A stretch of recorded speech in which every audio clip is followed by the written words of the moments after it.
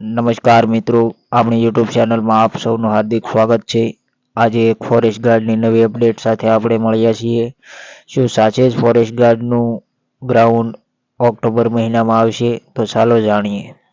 Social મીડિયામાં એવા સમાચાર ફરી રહ્યા છે કે ગ્રાઉન્ડની અંદાજિત તારીખ 14 ઓક્ટોબરથી 26 ઓક્ટોબર સુધીમાં ફોરેસ્ટ ગાર્ડનું ગ્રાઉન્ડ લેવાઈ શકે છે તેવા સમાચારો સોશિયલ મીડિયામાં ફરી રહ્યા છે.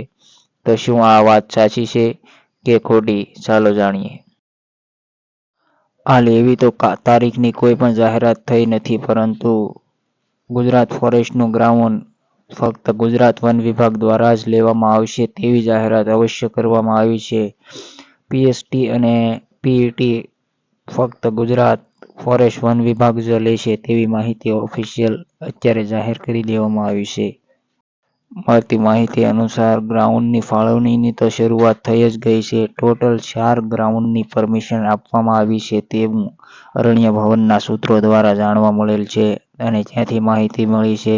પરંતુ ગ્રાઉન્ડની હાલ પૂરતી કોઈ પણ તારીખની જાહેરાત કરવામાં આવી નથી કે આ તારીખથી ગ્રાઉન્ડ શરૂ થશે તેવી માહિતી પણ સાથે આપવામાં આવી હતી.